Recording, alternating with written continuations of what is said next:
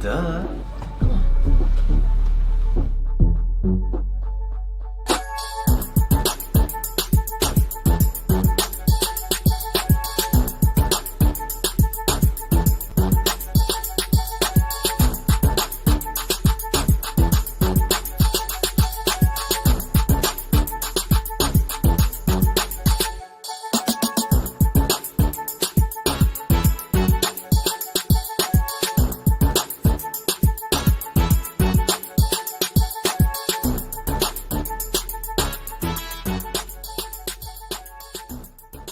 When daily tasks become too painful, it's time for change. Let our pain management and wellness practice, Valentine Integrative Health, elevate your quality of life and ease your discomfort. Visit us at valentineintegrativehealth.com and start your journey to a fuller life.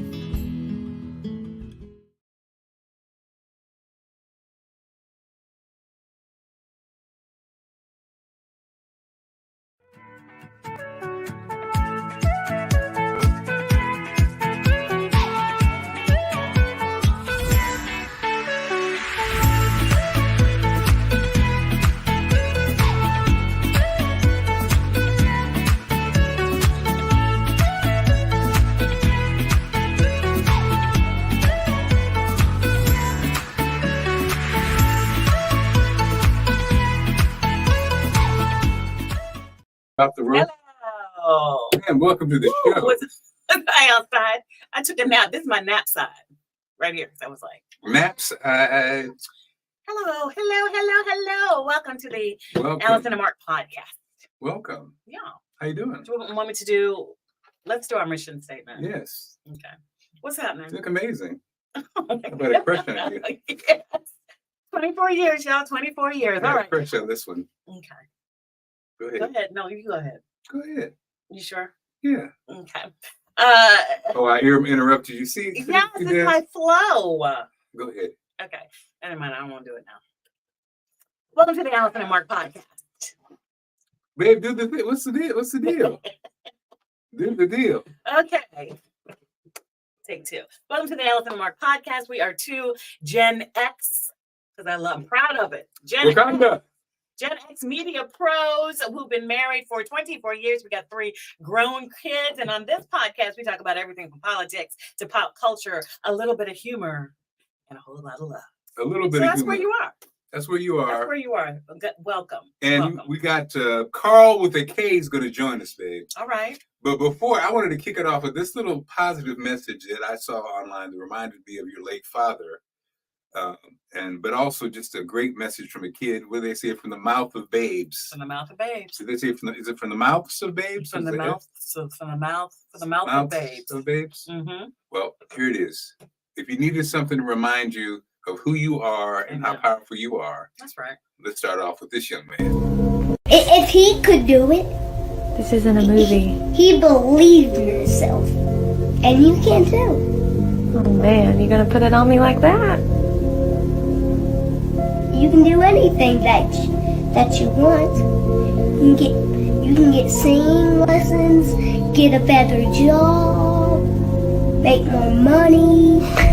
You could be even like rich. You could live in the White House someday. You could be president. Me? Do what you want to do. It's not up to other people. It's true. It's up to you.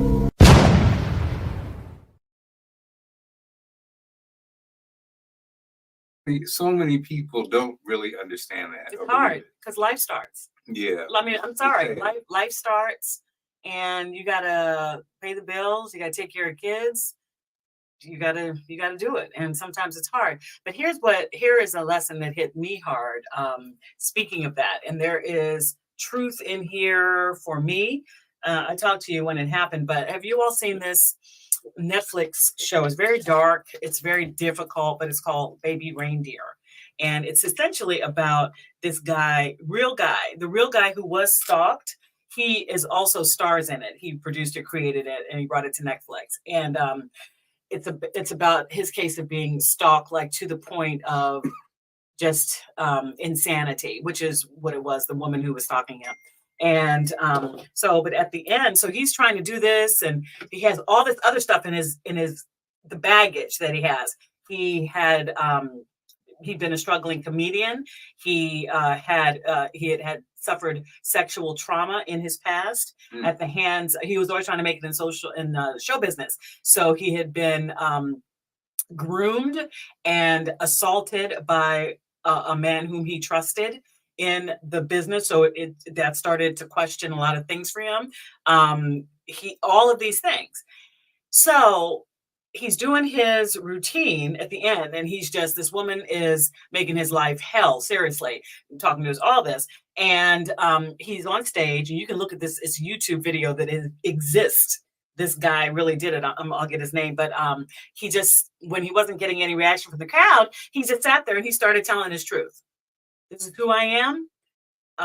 This is it for me. I'm not going to try to do this again. He went into everything. He poured it out. It became more of like a speech or really a therapy session.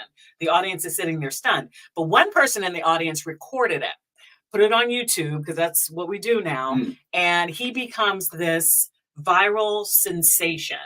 People, they want to, protect this man at all costs. We hear you. We've been there. And he becomes the most successful he has ever been in his career, with comedy gigs, with appearances on podcasts, and, on a national stage. So he was a struggling victim of extreme sexual violence, and was very conflicted, and now had become the center of this stalker who was very violent.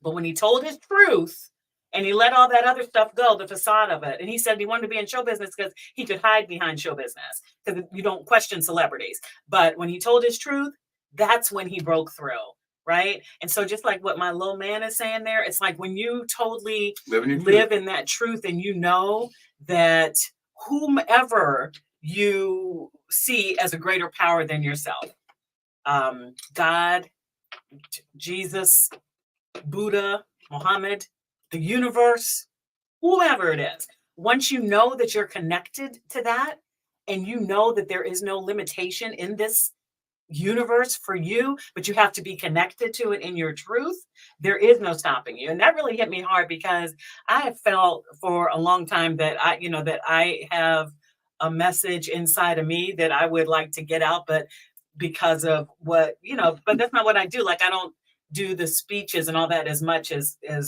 some other people do, but it's in me, and I know that that's waiting to break out. So thank you for that, because from the mouth of babes, and also knowing that you are connected and covered, and there is because what is failure? But like this guy, he hit rock bottom. Y'all, have you seen Baby Reindeer? He hit rock bottom on this thing, but it was only it was like a bottom, but it was like a trampoline bottom, boop. So he was on the bottom, but you had to get to the bottom like on a trampoline to be propelled up to the top. Yeah, definitely. And if you, it's serious. Yeah, it's heavy. It's heavy. I mean, Baby Reindeer is heavy. I'm not really talking about that. I'm talking about. Don't check it out. Yeah, I'm talking about. It reminded me Yeah. that until he lived in his total, it's not even that. You don't have to, if you have trauma in your life, if you have this and that, you don't have to tell anybody. You don't have to do anything. But imagine the power if you shared that story of how it can help other people. And in the meantime, propel you to a space where you're able to do other things. You know, I live in my truth now. And now people want to be connected to me. So I have this product line of candles. I don't know, calming candles. Yeah. People want to buy them because they feel connected. I write books. So that's what, you don't have to watch Baby Reindeer. I'm saying it's like the message hit me hard. Definitely. And in the speaker space, I noticed that propels most people is their stories, most of them challenging, overcoming, getting through, pushing through, getting over, getting under. You know, like you say, you got to do. Why did this happen? Go through. Like you say, your story somebody else can relate and get fired up about it. And so, and also, babe, you talk about speaking. Bootsy's on here. Okay. What you have done throughout the decades is you have touched the young people with your story and being who you are in that conversation. Because you speak to them a lot. Oh And yeah, you're no, on I that love program. yeah. No, On that program, I love think you that. really have Yeah. living students who have been motivated through all that you've done. Yeah, no, and I appreciate that. Yeah. And that's, it's if not for the kids, right? But what I'm also saying is, and it's not limited to it, but women out there, I talk a lot to some of my colleagues through the years about the invisible woman syndrome. I was just talking to one of my sweet colleagues today about it, where literally you can feel invisible in a room. Like, hi, am I here? Like, do you see me? Because either like you're not on a really superficial level, I'm not attractive to like the people, the men that are around. And I'm like, is anybody talking to me? Especially as we start to age, we talk about that, but also in the workplace, like, and I've literally said in meetings, did you not hear me just say that same thing that person just said? Mhm. Like, because, and you get, what happens is you get frustrated and angry. So how do you turn that around then? So I feel like, yeah, I love talking to young people who are trying to do what we do. Yeah. And I'm also talking about a more universal message, because I've got a lot to say, but some of it would be hard to say and still have a job. Well, So that's that. maybe not a job, but a career. Maybe not a job, but a Wait a minute. passion. All right. You want to get into it? So what we have tried to do this week, we're doing a little something. Babe, don't do it. Good things about that show. Yeah, it is good. It's dark, but it's good. What we try to do, because there's so many things by the time we sit down that we just get to vibing and talking and all of that. Vibing and talking that we're like, oh, I meant to talk about this. So what we tried to do in this segment, because we say we talk about this, that, and the third, is try to remember some things that happened over the week. What is dominating everything? And I saw it on CBS Mornings today. Wow. I work on the CBS affiliate in Washington, if you're not checking in from the DMV. But this Drake and Kendrick Lamar thing, like, so now today or yesterday, whenever it was, somebody. Let's have Carl. Carl just joined us. He's Okay. Somebody like one of the, hey Carl, somebody shot one of the security guards at Drake's house. Like, Yeah. Was it by accident? Was it connected? I don't know. Yeah, I heard about that. Right. But Carl, I need to know, was like Pearl Bailey and Della Reese, were they having these sort of whatever the equivalent jazz battles? I guess I would probably put that with Betty Davis and Joan Crawford. Betty Davis. Well, and Joan Crawford. let me say this. So this ain't nothing new. Well, here's the reality with jazz. How jazz did it, which is the way you're supposed to do it, is jazz players jammed all the time. So when you came to Washington, D.C., if you're the best, whatever you say you are, after you play your gig, you got paid for by the white folks usually. You go the late nights and you jam with the local musicians. You go to Bohemian Right. Cavern. Yeah. And so the thing about it, what they did that rappers don't do is they come. I come see you in your town and get on stage, and it kills everything because if you ain't who you say you are, everybody knows it. That's Carl K is the baddest pianist in the world. How do we know? I saw him in Kansas City go up against One-Legged Louie. I saw him in Charleston go against Simpy Jackson. But that's what they did. They didn't talk. They weren't talking about it. They were being about it. Right. Playing with each other. So the battle is always. Well, Anyway, that was remember that's how it went in the beginning of rap. That's what they used to do. It used to be a straight battle. And then we had that little flare up, East Coast, West Coast, and I was like, yeah, okay. that's when it started getting out of hand. But the original was that they would just basically and actually I think there was a TV show on HBO that they would just battle rap, and then the audience would be like, "Yo, he took you. He has to go to the next level, and you go home." Yeah. But now it's to the point that people, I mean, especially that when I heard somebody shooting, I'm like, "But you don't even work for Drake." Or Kendrick. I'm like, the people, it really. I'm not gonna say it's a tool used to keep us behind, but I might just say a tool used to keep us behind because these even like both. I like both of them. I'm a bigger fan of Kendrick Lamar, but what you said about a Drake, those things, if they're not true, and if they are true, either way, pretty serious it's heartbroken. And the same thing. What Drake said about Kendrick Lamar, like what other group of people are tearing each other down at this level and you can't not help believe that it's all plot and plan. You know, Yeah. because these are real words. These are allegations of that are amplified. Of pedophilia all the and trafficking. So, all right. Come on, Carl. Yeah, that was it's getting kind of deep. I mean, before it was just like I'm a better rapper than you. Now it's like getting personal and too crazy. Yeah. But I remember when Joan and in the neighborhood.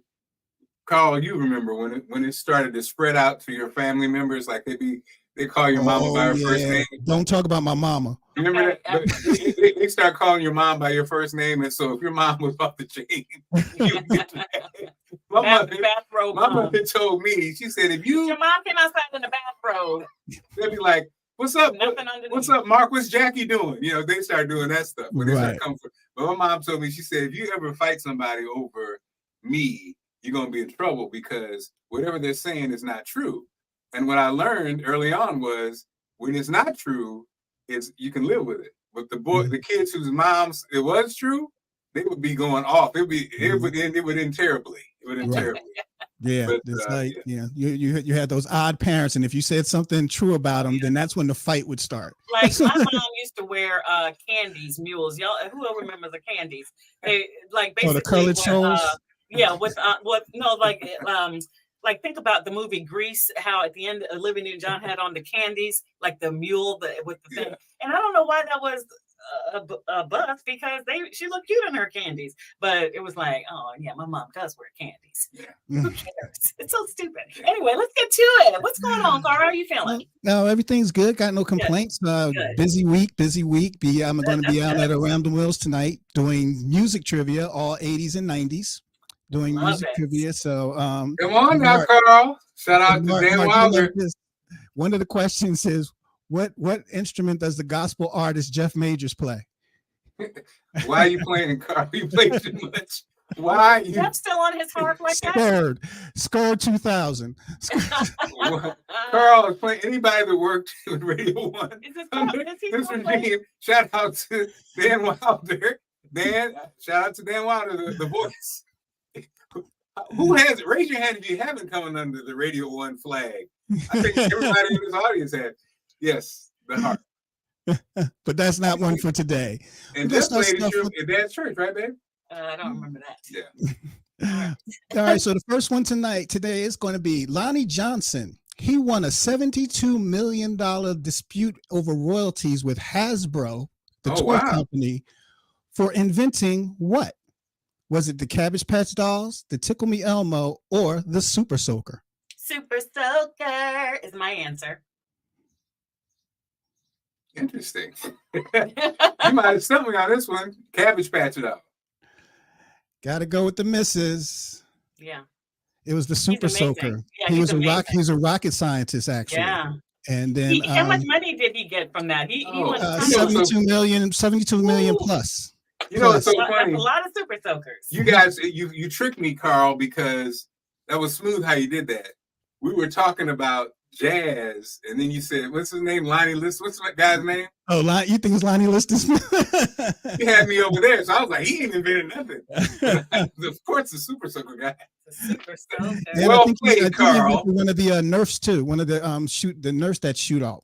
Oh wow! Too, also, all right. We're going to do a little bit of music, going back a little bit to the disco era. Oh, I love it. What was the first and only Grammy Award for Best Disco Record? Was it Last Dance by Donna Summer, I Will Survive, or Don't Stop Till You Get Enough?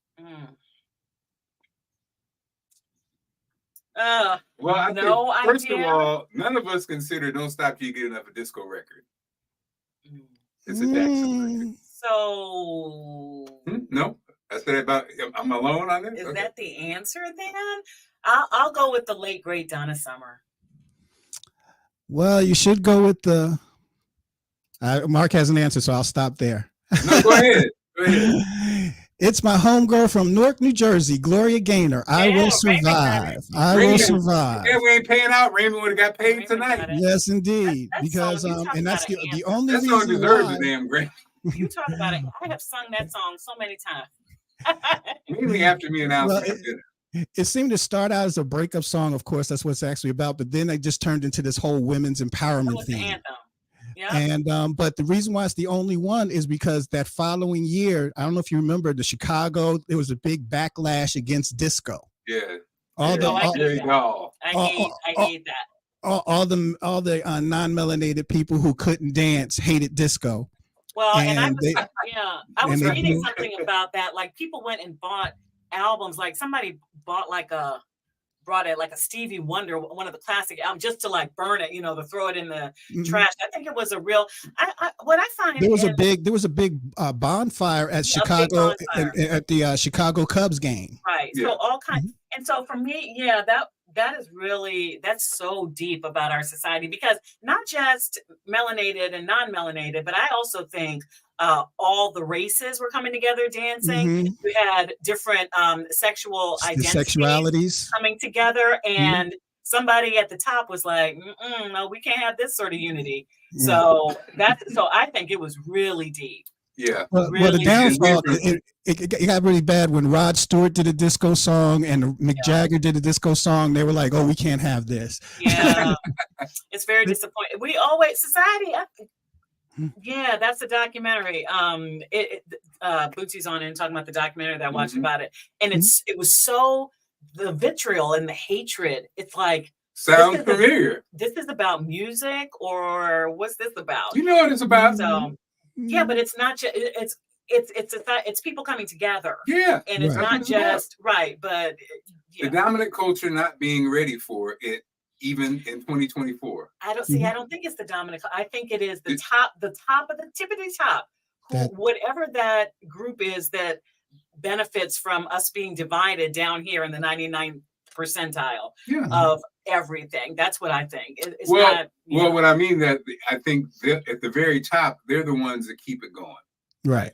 But just like with this Trump demo, sadly, within our neighborhoods, our communities, there's a dynamic. I don't know if it's fear, ignorance, or both, that allows it to keep coming. Because when you know people, it's almost like when somebody's saying something crazy about somebody, and it's not true. But you know the people. You have coworkers you work with. You've been to people's homes. You have whatever. Mhm. People can't just spew it, and you believe it. But the Right. people who don't have the real relationship, and it's just based on what they see on television or hear on the radio, then that's what you could easily exploit that. That's all I'm saying. So, yeah, definitely. Definitely. Gloria Gaynor, go ahead, girl. And our last one. What president signed the bill making MLK Day a federal holiday? Okay. Was it Ronald Reagan, Jimmy Carter, or Bill Clinton? It was. I don't think it was Ronald Reagan. Well, let's Jimmy see. Carter Hold on now. seems like he would, and Clinton seems too late. I don't know for sure. Now, Can anybody help us? You said looking at the I'm going to birthday? say Carter. I'm going to say Okay. Carter. Oh, somebody said Reagan. Is that true? Bootsy, was it Reagan? Boots is a political. Yeah, okay. Well, I see the timing is right, because it seems like Carter was too early, Clinton was too late. I'm gonna go with Bootsy. well, Carl with a K. Well, there you go again. Good job, Bootsy. That's Good Reagan. job, Bootsy. Yeah. In 1986, he signed it. It's kind of like one of those things. The push was too strong. Right. The temperature was right for it, and if he didn't, because he had so many other things going against us, that okay, let me just sign this little federal holiday, and then we'll figure that out later. Yep. Okay. Well, I the learned crazy something. part I is- did not realize that. And that it's funny because the Republicans have timing used that. They've used those moments Yes. like on yes. the printouts, because most of these. Well, they also say the party of Abraham Yeah, Lincoln. right. Yeah, So all they- of that yeah, Friday of Abraham Lincoln, civil rights legislation signed by LBJ. Mhm. LBJ, but then also wasn't a Republican who proposed affirmative action or something. They go back. Right. They pull that out this time around voting time. Well, thank you so much, Carl with a K. Good luck. Thank can you I- so much. How can our viewers catch up with you? You can catch up with me at my website, soultrivia.net, or you can see me on Facebook at blacktrivianetwork.com. and Black Trivia Network on YouTube. I do a live stream every Monday. Tonight, I'll be at TGI Fridays in Arundel Mills, and tomorrow, TGI Fridays in Owings Mills. And once again, tonight and tomorrow is going to be all about the music of the 80s and 90s. Okay, well, I'm going to ask you to leave us with this and commence to chatting in the chat. Yes. Greatest boy group, boy group or whatever, of the 90s. Go, Carl. Greatest one. You got one. The boy group? Yeah. So, and I hate to say boy because I'm thinking of like a Jodeci or Belle Biv DeVoe or the greatest one in your opinion. Okay, are we talking young group or are you just talking a male group? I'm talking male group now, but I'm not talking like the Spinners. Okay. So with their last album, I'm talking about like. I'd say one of the premier I would say Boys to Men. Okay, get to chatting. Who was the best in the 90s? Okay. Carl, thank you so much. You're always so fun. Thanks, I appreciate it. Thanks a lot. I appreciate being here with you guys each week. So I'll see you next week, and hopefully I'll see you guys see some people out and about in the streets. That's right. When you see them next week, or see them in the streets. Carl with a K, ladies and gentlemen. Love it. So what you talking about? Birthday? Yes. My daughter's calling. Which one? Skylar's calling. Oh, hi, Skylar. It's me and my parents. I'll call you back, Sky. Boys to Men, the 90s. Boys to Men. The 90s. Boys to Men. That's what Carl said, Boys to Men. Boys to Men. I love me some like Jodeci. Would Jodeci be considered 90s? I think so. Because I think Jodeci set the pace for, I think, not Boys to Men, but like the Drew Hills and the other boy groups that came out of the 90s. Yeah. New Edition, Boys to Men. I'm trying to see. Yeah. I was thinking New Edition is really aging into a great old super group, aren't they? I love it. As far as like the steps and the look and like who they're catering to. Love it. Boys to Men. New Edition. I was trying to look at I'm a big Jodeci fan. I'm a big Drew Hill fan. And we got to say that Mary J. Blige held it down in the 90s, right? Oh yeah. Okay. All right. Indubitably. All righty. Want to get into it? I want to talk about. I have a couple of things to talk about today, yes. But let's talk about. You want to start with the Drake and Kendrick, or did we already do that? I think we did enough of Drake and Kendrick. Yeah. At the end of the day, maybe final thoughts on it. I think Drake came out with something else right after that really scathing one, basically where Kendrick basically said that hide your young girls around Drake. Or he put that on kind of like peepers. Yeah. So that's kind of rough, but yeah. And then Sydney, our oldest, was telling me that basically Drake just dropped something. Was like, what? No, I'm not. So it's like, okay, I don't know. You're funny. Yeah. That was the song. The song was, no, I'm not. Right. What? Okay. I know you are, but what am I? I'm just saying. Okay. You're so funny. one of my things. So I sent you a couple of topics, but I guess you did not get them this week that I wanted to chit chat about. So I think I'm going off the dome. And I'll just say. So I was not aware, but that LeBron James and his son Bronny James. Oh yeah. So he has said that if now fact check me because I don't have it in front of me, but if an NBA team takes his son Bronny, who I guess isn't, when you think like the king, if you think LeBron, he's not really like that, whatever. But if you take Bronny, then I'll come with it. It's a package deal because one of LeBron James, you should have that clip ready for that little boy saying LeBron James. One of LeBron James's wishes was to play with his son. But like, if you're Bronny, would you want to be on a team with your dad, who is like the king of? Yeah. You do. Because I want to win. Oh, I don't. No, yeah, I think it's what your dad wants. Your dad wants it. I mean, how many opportunities are you going to chance to play with your dad? Come on. Now. Okay, so you feel like that's a valid thing.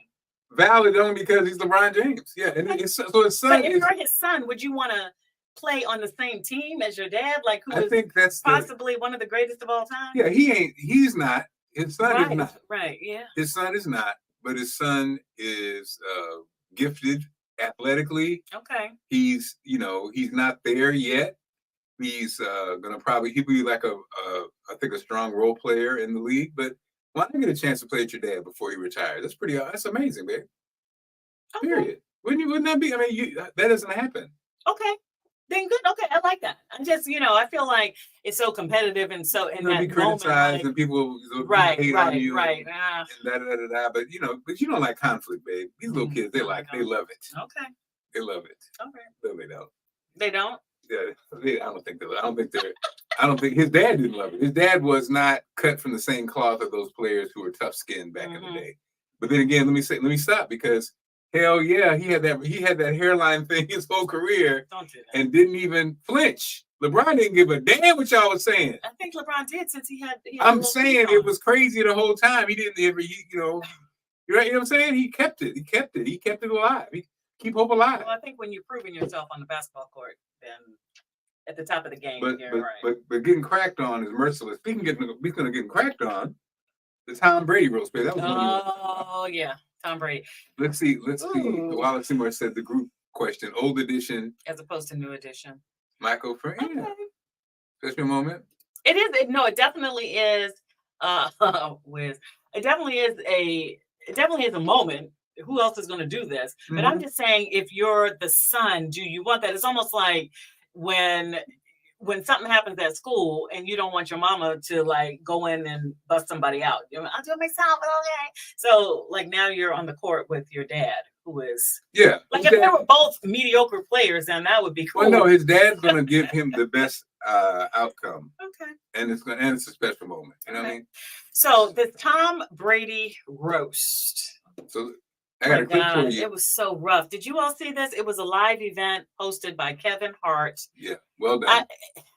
I remember as a kid watching roast with like Dean Martin and that one guy who drank all the time. Yeah, you got it. Foster, whatever his name was. Yeah. This thing Red was. Skelton. I could not have a roast, and then people crack on me so hard, and then be like, "Yeah, man, but I love you. You know, it's all jokes." That's the question. That's the question for the chat. Did you all see this? Could you take a roast? I've been roasted before, so yes, I can take a roast. Baby, you say you cannot take a roast. I could never take a roast. Okay, so I thought this was a cool moment at the roast. Who's laughing now, Tom? Not you, because your face can't move and you don't have a sense of humor. You and Bill are so far apart from each other. I just feel like, why do y'all take a shot together, man?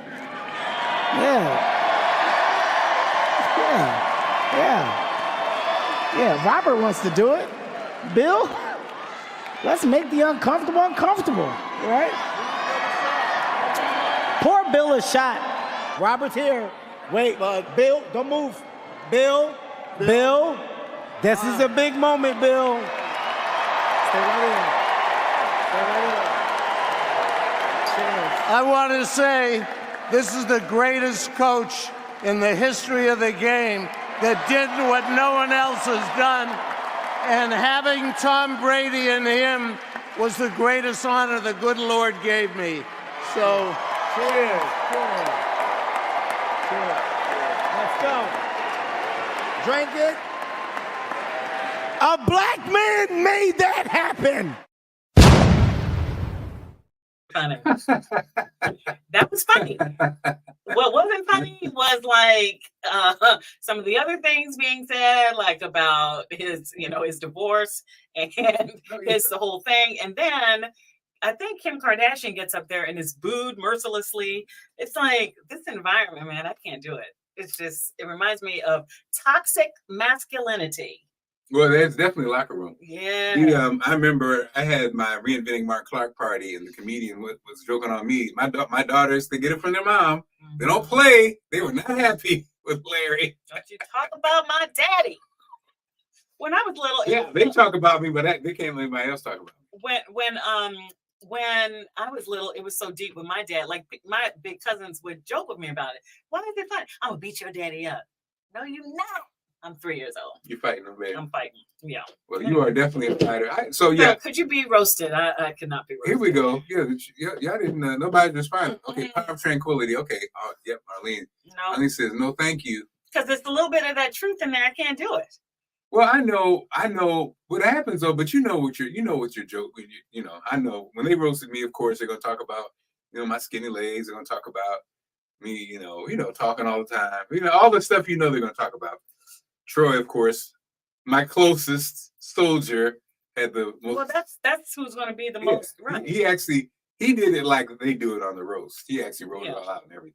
Okay. All right. Now, speaking of roasting, what else you got, baby? You wanted to talk about what this election is coming up. And while we we don't really talk about politics because of our job, and we have to be unbiased, but until it's some crazy mess.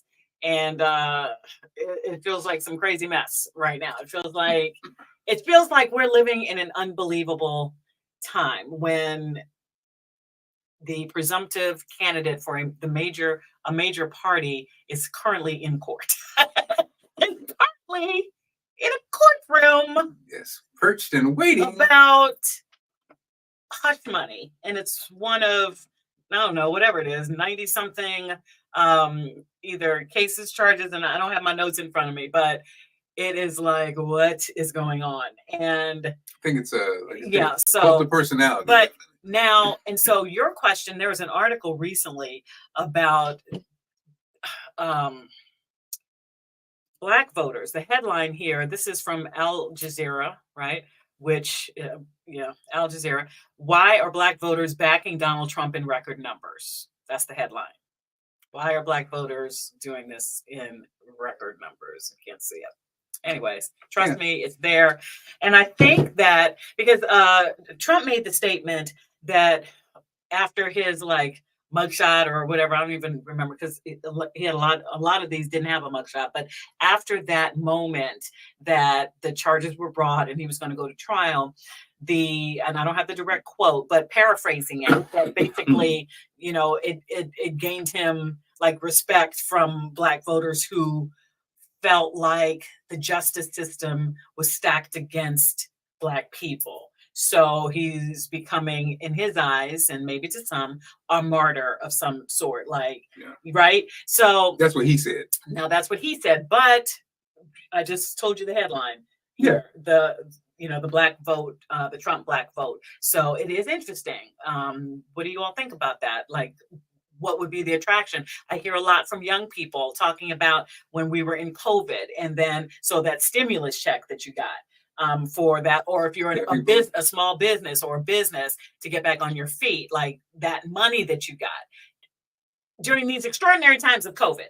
So there was a video of when he went down to Atlanta, and he was at the Chick-fil-A near our daughter's school down there at the, at the Clarke Atlanta Morehouse mix. He's right there off campus. Mm-hmm. And, we don't care what anybody says. We love you. That was the sentiment. So it's interesting. I still think it has a lot to do with the fact that he is a huge figure in pop culture and had a TV show and had this persona, you're fired. That persona, take no prisoners. And I think that we, as Black people, not all, I'm speaking for what is in my experience, not for all Black people, but I think that some of us resonate with that because it is anti-establishment. Yeah. And so maybe that's it. But y'all, please, everybody, look, I'm not telling you how to vote, who to vote for. That's not my job. What I am saying is do the research. What has Biden done? What did Trump do? Where are we? What's best for all of us moving forward? What's best for Black business? What's best for, in my case, women, children, all of that. So please, y'all, let's do our research. That's all I'm saying. Well, that story, I thought that story was interesting because it said around, I guess, 17%, that number around 70%. And so even the headline to me is interesting. It's why are they, what's the headline? It says, why are they backing in record numbers? So record numbers can be deceiving too. Latest polls show 17% of Black voters would vote for former president today, more than twice the number in 2016. So that's the measuring. In your Al Jazeera poll. Yeah. And again, you have to always remember when you watch headlines, remember the source. Remember, who have you ever been, ask yourself, have you ever been asked a question? Have you ever been polled? Period. On any situation. Kathy says, Black people need to wake up. Trump doesn't like Black people. He does the right words to have some of us believe that he is for us and our family. And then right after that, we had someone say Biden Biden doesn't like black people. So let me just tell you guys, nobody likes black people. No. At the end of the day, all the politics, but it's interesting. It is interesting to see how this plays out, because I think, unfortunately, where we are, I don't like where we are from a standpoint of when you just look at our elected officials who are all plus 70 plus. Yeah. It's very interesting. How did we get there? What happened? The choices are very weird. But again, I think most of us, we don't participate. And some of us who could be good leaders, we don't participate because of the political game. The political game and what it has to offer. I think that we don't. I think it is a simple thing to do your research. I'm on whitehouse.gov, and this is the record. It's going to show what people did in office. This is the record. This is an unbiased record of whatever. And just looking at some of the top accomplishments of the current administration. Now, because if you're out there buying eggs and they seem much more expensive, and things are more expensive, then you're just like, I don't know if I believe it. But the top one is lowering cost of families' everyday expenses. More people working than at any point in American history. Rebuilding infrastructure. The first meaningful gun violence reduction legislation in 30 years, but we're seeing so much gun violence still. It's hard. Protecting marriage for LGBTQIA+ and interracial couples, because they often blend that, right? Just one more, executive orders protecting reproductive rights. And then you go on and but we see what happened in the Trump years. We saw the Supreme Court, how so many justices have been put on the Supreme Court, the federal justices. So just do the research, y'all. It's do the research. It's right here. Now we have the internet and verified sites. But also remember the source. Always remember the source. Yeah, verified sites. Right. Yeah. Even the verified sites, you have to. So we had a couple stories here that I thought was interesting. You have something else? No, that was my last. So this was, you saw this story. Now, Allison was a preacher's kid. Still is, because my dad is always with me. That's right. And so I'm sure we saw this story. This story has what everybody was talking about. Then it has the minister's response to what people are talking about.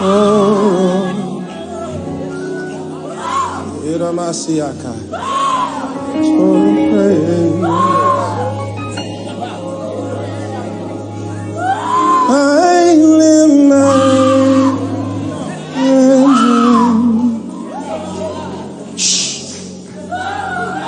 Hey. Stop her. Hush, hush. Silence in the name of Jesus. I lift my hands into the only voice I want heard is his. Oh, praise.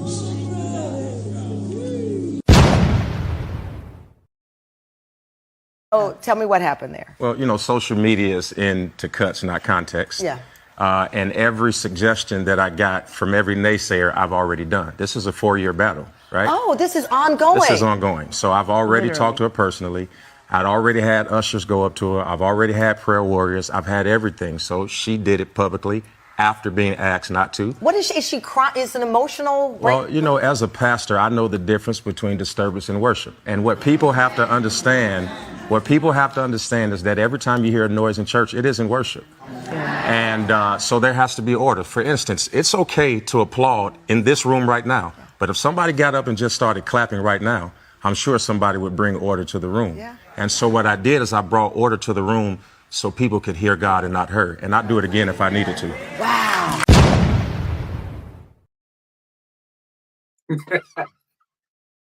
No, sir.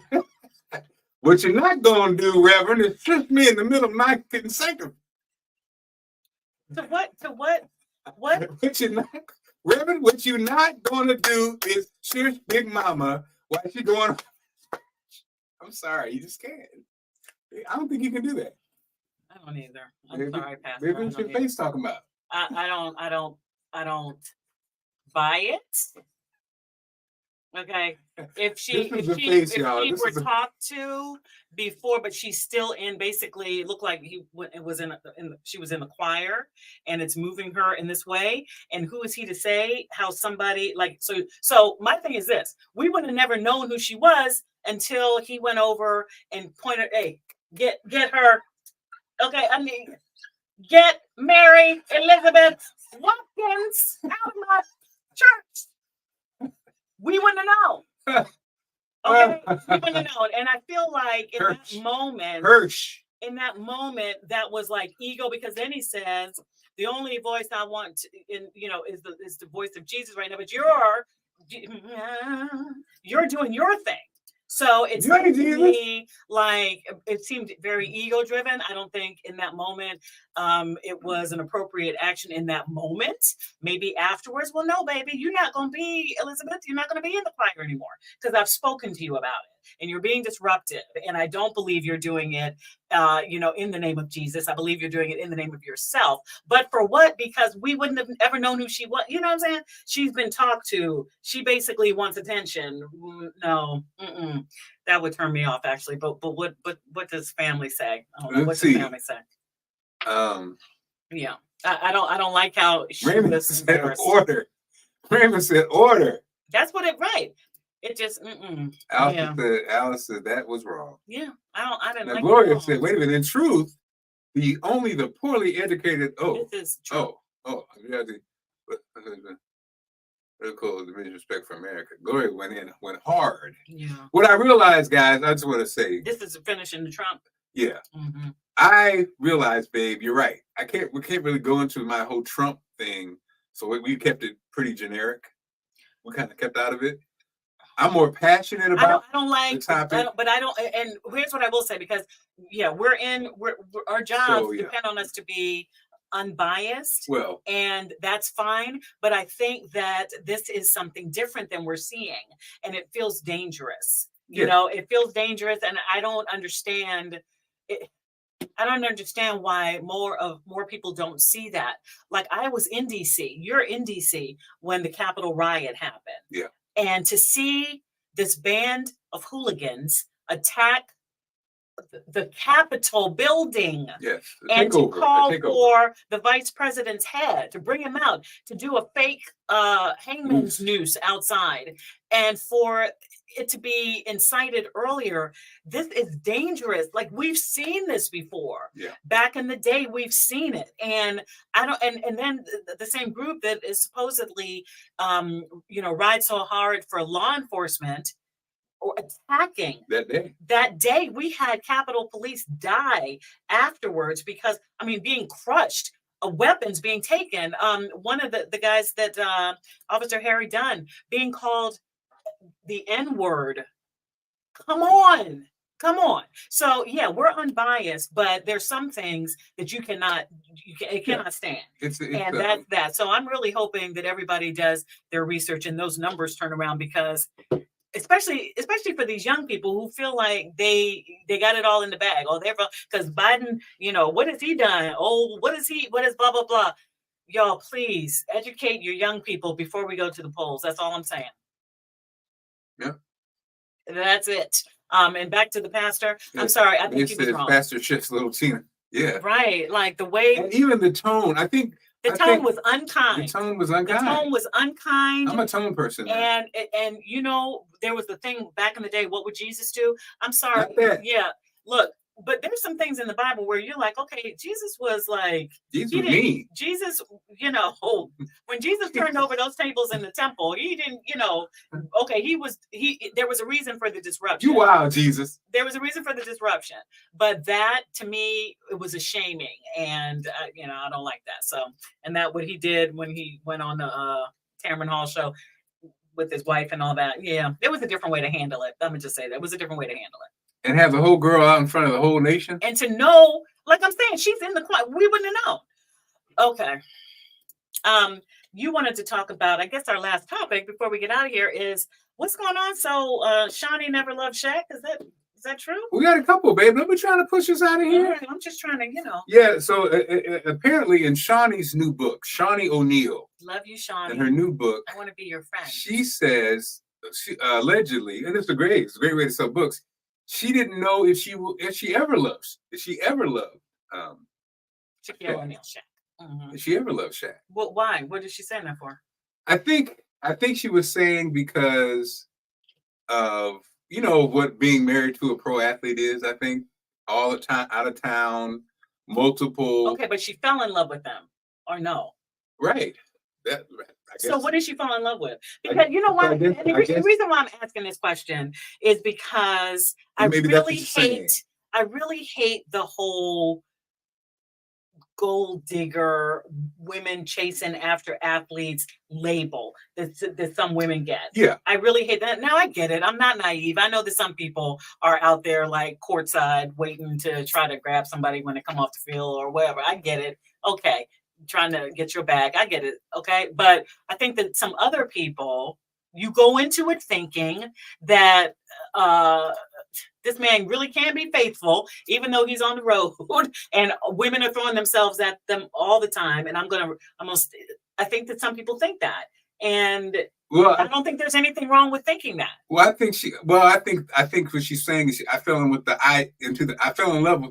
idea of Shaq. You know what I mean? You probably, and that's also, let's keep it real now.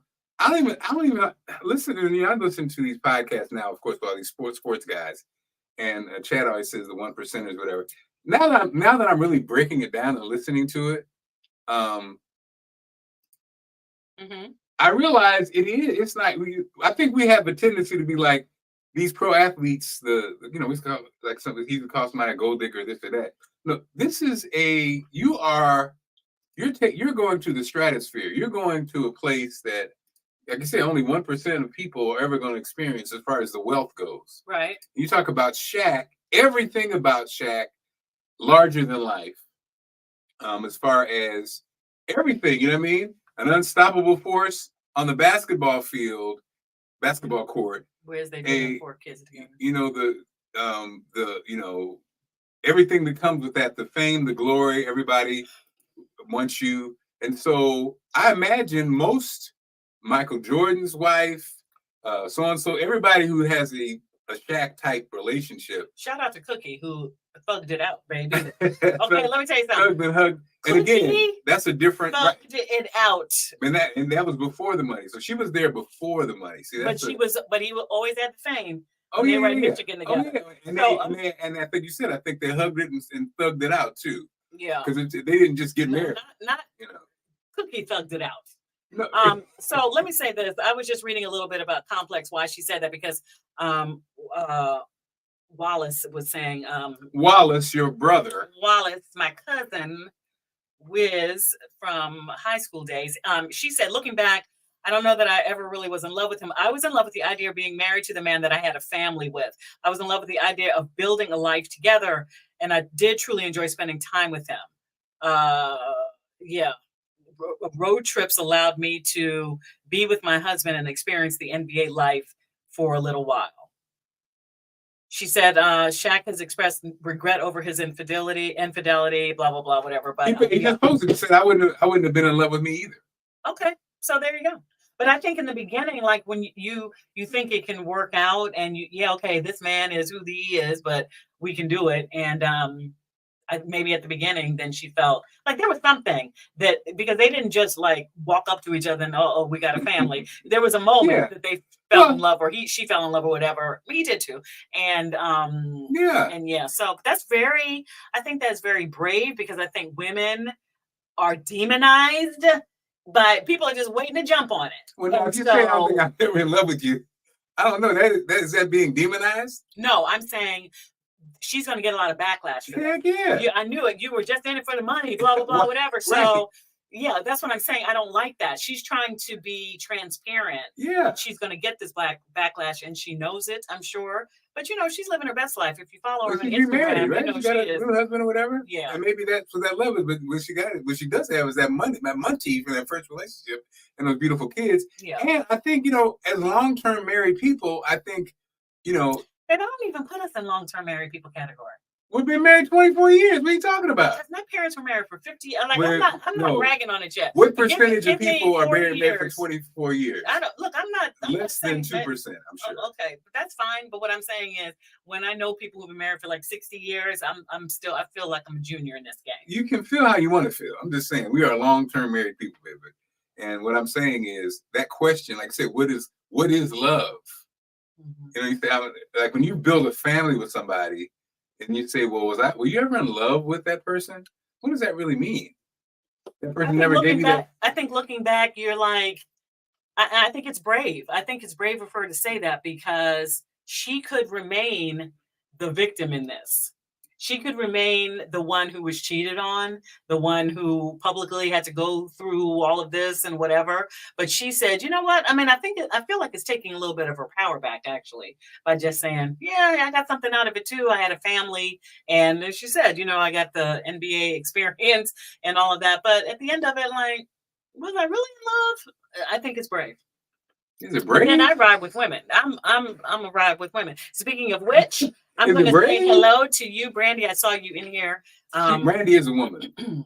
Yeah, I saw her in here. So, hey, Shamira, I saw you in here. DC, hello. Big young, and 24 months is a long time, let alone 24 years. Let me see. Let me play this. I think this might have been the thing we were just talking about. I had a video. I didn't remember what it was. Let's see. Gilbert Arenas. Oh, this is another story. And baby, you actually know this one. Ready for this one? Let's hear it. We're talking about relationships. His girlfriend. Okay. Her name is Laura Govan. Oh. I'll start it again. Gilbert Arenas proposed to his girlfriend. Okay. Her name is Laura Govan. Oh, I remember she was on Basketball Wives. Yes. Yeah. Okay. He had a $400,000 ring. Wait a minute. This must be an old story. Okay. He had a $400,000 ring. Okay. And they broke up a week later after he proposed to her. Gave her the $400,000 ring. They broke up. Okay, she keeping the ring probably. She keeping the ring. Mm-hmm. He arranged a fake. He got back with her fake. I don't know how to say it. He started dating her for fake. In order to replace he had a motive. The ring. Oh, he wanted to swap the ring. He wanted to get the ring back with no problem. So he got back with her for pretend, just to replace the ring with a fake one. What? She only found out because he made a post about it on social media, which then prompted her to sue him, which she did, and she lost. All right. Now, Gilbert, you know you petty. Now, how much money did Gilbert Agent Zero? What was his name? Oh, he made a lot of money. Yeah. Okay, bruh, let it go. Well, this is the thing about. And shout out to Laura, because she's from here. Yeah. Right? She was married to Matt Barnes, right? Is that the same one? I think so. Let me do my research. You know, the irony of her name coming up was Shannon didn't know that Gilbert and her had a relationship, and he was asking her about is she the young lady that has a relationship with the young player now? The 20-something-year-old. You talking about Scottie Pippins? No, okay. Another one. So he was asking Gilbert about her, but he had no idea that they had a past. So it was funny. Gilbert's face, he didn't say anything either. Gilbert just had a face. His face was just like, he probably thought he was trying to set him up. Right. So yeah, Laura Govan, and here she is. Beautiful girl. Does she have a sister? Yeah, she has a sister. Is that the one that has the baby by the NBA player? Okay, now don't. Fact checker. Producer. She was married to I thought she was married to Matt Barnes back in the day. Yeah, they're there. And yeah, that's her sister. And she's from here. And I've actually interviewed her before. She's her sister's Gloria. Laura Govan says sister Gloria. Oh, Gloria was married to Matt Barnes. Oh, okay. So they both were married or dealing with these NBA people. Oh, well, that's what they do. Yeah. What does that mean? That's what they do. They have relationships. What are you saying? They have relationships with NBA guys. Why? You know why? Why? Because the money. I get it. No, this is it. This I is get what it. I'm talking about. No, what I'm saying is that those are facts. What do you mean? Okay. Those are facts. She used to fight in front of company. What am I saying that's wrong? They both have dated or been married to NBA players. So you think that they sought them out because they're NBA players? They're not sought. Whatever they're doing is getting that money. That's all I'm saying. It's money, baby. It's money. That's what I realized. this is a money game. This is it's a money game. And so all those things like love and all that kind of stuff, it's lifestyle. I mean, why not? You know, I could be with this guy who's is a 1%er. And when it breaks up, as long as I have a child, I too will be a 1%er. My God, you are the people that I'm talking about. It's not, what do you mean the people? The people you are the person that I have a problem with. What do you mean the people? I don't know. I just These are facts. Okay. These are facts. All right. And it's a coincidence. It's coincidental. What I'm saying, maybe, is they both have dealt with NBA players, though. Not just one or two. I'm saying. Okay, well, let's get back to the question at hand. Was Gilbert Arenas? Is that petty? Is that the most petty thing? Yeah, for me, because you're playing with her emotions over this $400,000 thing. You could have just taken that whole thing to court in the first place, but instead you tried to get back with her, pretended that you were trying to get back to just swap the ring or take the ring back. I think sadly, that's childish behavior. Yeah. But it is the behavior of immature millionaires, which are what our athletes are. It's immaturity, you know. And so almost like our original question, when you're talking about these relationships with these pro athletes, how real are they? Okay, let's talk about it. Let's get into it. The power of tranquility. Arlene, let's talk about it. So Arlene is making the point. Maybe you could bring her comment up. Yeah. I remember this being a super intense argument with an ex-boyfriend of mine who happens to be a national sportscaster now, right? And so he's somebody who's in the locker rooms all the time, somebody who knew the culture. Wait a minute, what did you date? And he was saying a Michael Jordan cannot be held to the same standard as a regular man as far as fidelity goes. This was a big argument that we would always have, because I said, yes, it can, or don't get married. To him or to the wife? Michael Jordan, he should not then get married. Why are you getting married? Let's flip it. Now Michael Jordan and all these other ballers, why are you getting married? Well, because I think that's their conversation. What? I think Gilbert Arenas, if you listen to this podcast, right. They're not our parents. So should they be held to the same standards? That's your wife that holds you to your standards, not the people. Should Shaq should he be expected to be a faithful husband? That's between him and his wife. Okay. And that's what I'm saying. Arlene says the sexual libido of professional athletes is very high. The book Relentless by Tim. Oh yeah, you're 20 years old and you're a millionaire. Yeah. And people are throwing themselves Everybody's at you. throwing. You see these brothers? Okay, so not in the NBA. So you say no, they should not be. That's between the people. So if one of our daughters marries a professional, you know what you're getting into. Okay.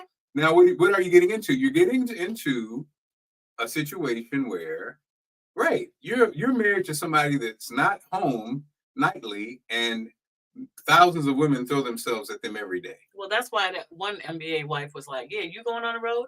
Well, guess what? I'm going on the road too." Yeah. If you can't trust your husband, if that's the issue for you, but then it's like, don't get married. Don't get married to no NBA player. If you don't trust, if that's important to you, you have to really think about that. Do you think Steph Curry is faithful? Answer the question. What did you say? Do you think Steph Curry is faithful? What did you say? Do you think Steph Curry is faithful?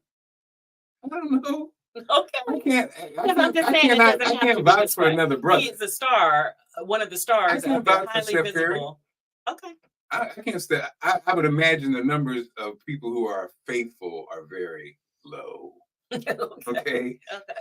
Very low. Okay. Get every color, every style of woman you ever want. Some people would say a radio DJ can't be faithful. Well, that's true. That's why, again, Mister. That's right. You have to ask me. Someone else can't say, was Marc Clarke faithful? Especially my girlfriend in Baltimore. No. That's a joke because we were married then. Because Babe always says that. But no, yeah, babe. And somebody looks at my Wallace said his daddy wasn't. You're wrong. You're wrong now, Wallace. Oh, Big Curry was not? Yeah. Right. We gonna put him on the spot now, fam. That's a great big no. Steph Curry. Yeah. I know I was disappointed when the Kobe stuff came out. May he rest in peace. Years ago, and I'm like, oh no, Kobe. Now that was weird because that's rest in peace, though. I don't want to talk about the that's like rest in peace. But rest in peace. I guess so. That's what I'm saying. They're listening to these pro athletes and hearing this and seeing this rotation of the type of women that they marry. When we're generalizing, the type of women. Yeah, we're generalizing. I'm not. You're generalizing. No, I'm generalizing because no, it's the same. So, I too have a friend. Not an ex-boyfriend, but a friend who's in this sports game, babe. The sports game. Okay. That we know. Yeah. And I remember he was saying, he's like, brother, you can't compete with these pro guys, these pro athletes. And like you said, as a civilian, you're like, what? Why would you be competing with pro athletes? Mm-hmm. Because there are these, I think sadly the game, just like some women have made the decision, I'm going to be with a person who's rich. Some guys have made the decision, I'm going to be with a girl that looks a certain way. Yeah. So there's a whole marketplace now that's the game that these people are playing. So now let's talk about, like I said, is that really love? If he got to make $8 million and she got to look like blah, blah, blah. Is that love or are you playing a different game? And so that's what I mean. So being in love with the idea of being married to a professional athlete, be in love with the idea of I am not a good looking guy, but I've got the most beautiful person in the world. At least that's what society says, as we see this all the time. Mm-hmm. It's a different game they're playing. They're not playing. It's not like our parents. We're going to go to lunch. We're going to Italy. You know what I mean? They're like, it's lifestyle. They're not. Yeah, I don't like to put people in boxes. That's all. And I think when you start to do that whole gold digger or this is the model, you sort of. I mean, I guess there's some people out there looking for a check. That's it. Period. Yeah, but not a lot. A lot. Okay, but not for me. Not all. So that's all I'm saying. Most people playing pro sports, I think, sadly, have come to the conclusion that this is what I'm going to do, and this is what I mean. That's what I think the game is. Okay. Which is again, I've been as I listen to their stories and watch this go down. Like you said, like okay. I feel like the reason why I asked you, and then we can go. I don't know if you have anything else, but the reason why I asked you that is because about you in being a radio host for 30 years is you see all kinds of people come in. Yes. You have a very visible. Had a very visible position in the community. Now you're on TV, and the same thing. I mean, so it's your choices, and I just won't believe that like you cannot basically keep your thing together and where it should be. That's an unfortunate choice to. I'm talking about your whole vibe, your marriage vibe. Okay, not that thing. And. Thank you for that clarification. She's a master communicator. I don't think it's impossible to remember that you're married on the road and you got all the money in the world. Okay. If you really need some snuggle time, fly your wife in. And so you have a choice. That's all I'm saying. Okay, I'm done. Babe, wait a minute. I'm done. I'm done talking about it. That's it. That's what I said. Babe, first of all, don't do the comparison for me with my little check and what's going on. I'm not talking about your check. I'm talking about your status. Yeah, but I'm talking older. about your status. I'm talking about some older. People. I'm not 20 in my 20s. You were. What I'm saying is when you back in the day. When I made it, I wanted to be married. I wanted to be married in the traditional sense of what marriage is, and I had the baddest chick in the game wearing my chain. And all of these women that you see on the thing are the baddest. It does not matter about how somebody looks. What I'm saying is you're right. The factor Halle is Berry was cheated on. Yeah. A couple of times. Facts. It doesn't matter. Facts. But I'm just saying the dynamics are different. Mm-hmm.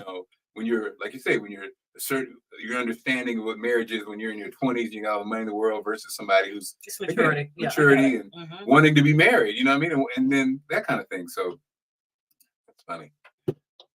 Yay, Daryl. Thanks, brother. Oh, Yes. Yes, Brandy. Thanks. You okay? Can I say what Brandy did last week, or that would be embarrassing? Don't do it. I won't. Brandy. Brandy, just know that I love you. Thank you so much, honey. Okay, do you have Any another more topic? comments? So we can. What time is it now? We need to figure out our time. It's been an hour. Any more and 10 comments minutes. as we wrap things up? Let's see. Oh, this is the last one. Okay, what is it? This is the last one. I thought this was just my question for chat. That thing. Have you ever regretted your action towards someone? Have you ever regretted your actions towards someone? Don't we all? Well, I don't know. I don't know. Like I asked Allison. Yeah. Oh, snap. Donnie Glover's in the house. What's up, Donnie? What up? Donnie, the newspaper legend, BeMoreNews.com. The news before the news. Donnie probably saw this. This was Maya Angelou's son talking about something that had happened, and it touched us. Mother had a chance to do the understudy in Hello, Dolly, with Pearl Bailey as the lead. For my mother, it would have meant living continuously in New York without leaving me for at least a year. And it was regular money. The director and the producer both loved her. But Pearl Bailey came back and said, "Oh no, I ain't gonna have this big old ugly girl be my understudy." There are very few times in my life that I remember my mother crying, because this meant she had to go back out on the road and find other work. It was devastating, because I knew all the sacrifices my mother made to keep me. 35 years later, when Pearl Bailey was getting a Lifetime Award and they asked her, "Who do you want to give it to you?" She said, "Maya Angelou." And guess who gave it to her? Never said a damn thing.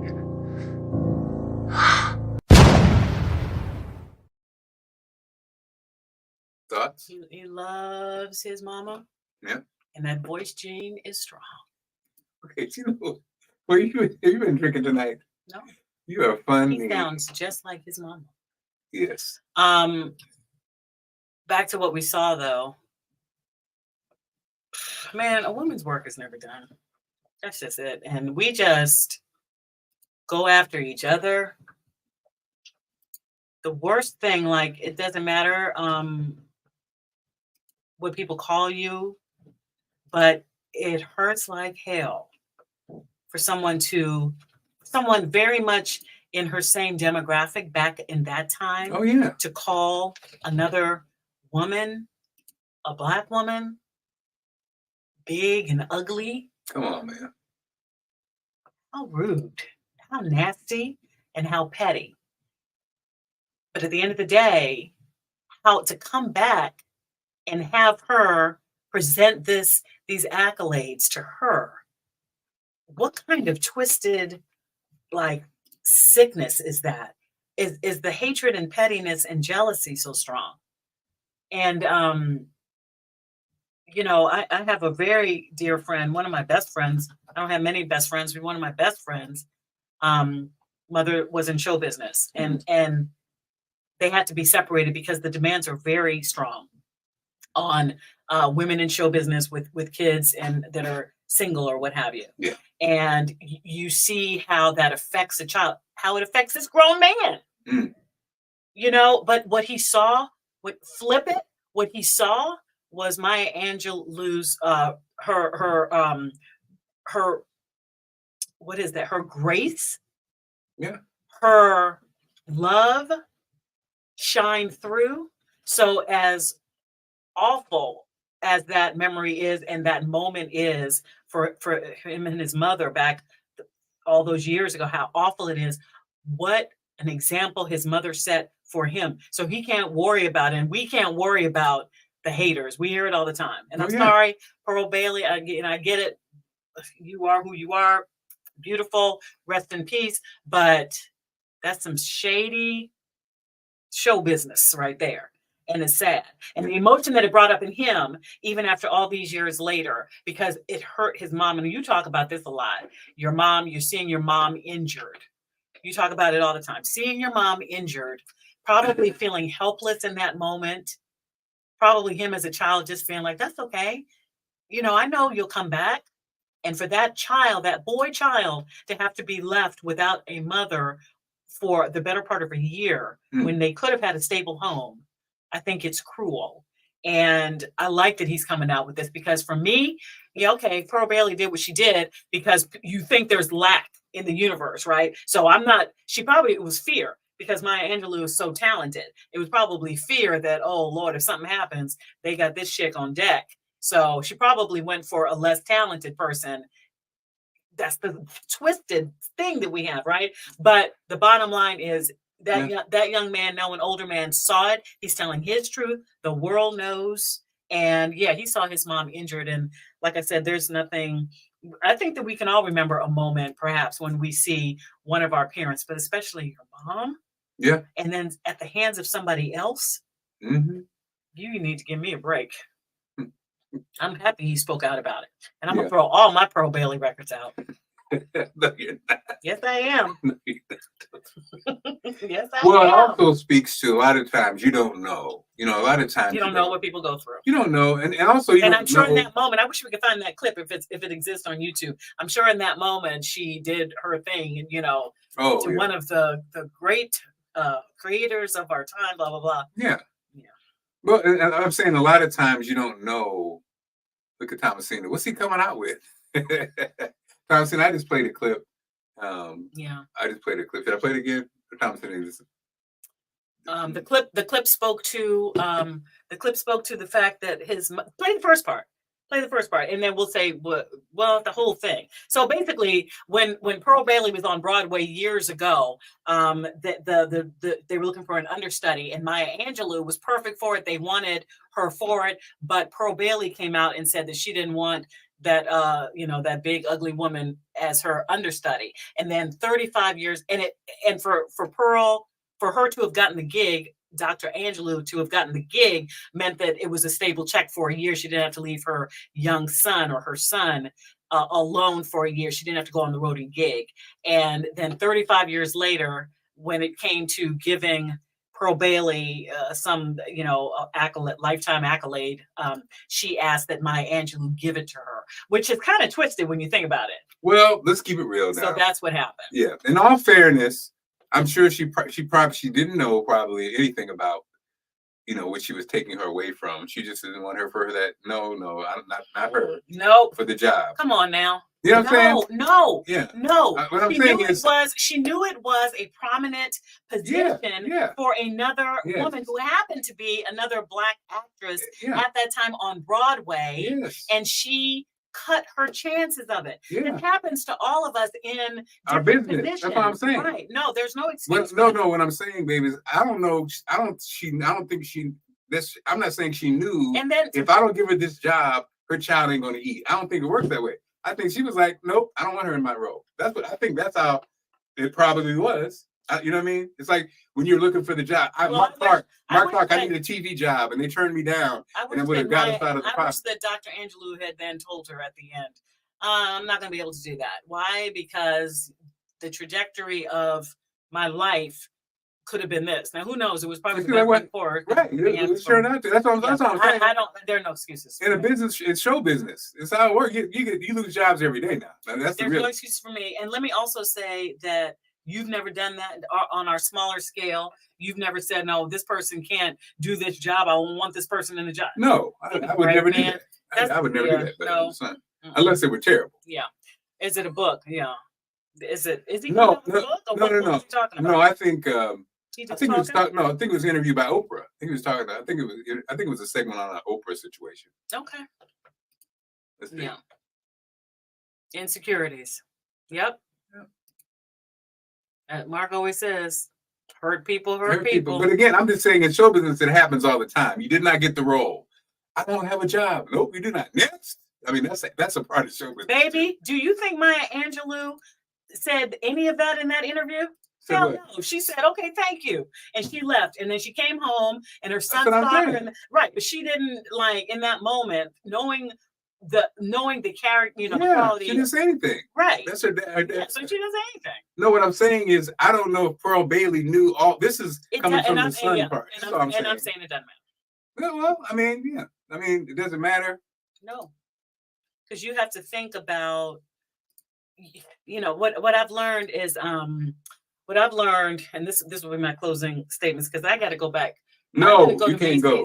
Because I ordered something from Macy's and they left the dang on security tag on it. Guys, before you leave us, stick around. I have an announcement about this play you have to see this weekend. We have to see it this weekend. I totally forgot about it. DC Black Broadway's back. But go ahead. Your thought. You just knocked the thought out of my brain. Oh, I always tell the kids, you can't blame nobody for nothing. No, you did.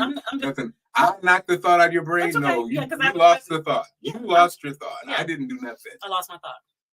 Y'all see how domineering and bossy y'all see it. Like the longer we stay on, what is it? An hour and 21 minutes. An hour and 21 minutes. You start to see the curtain pull back a little. Even please help me here. JK, just joking.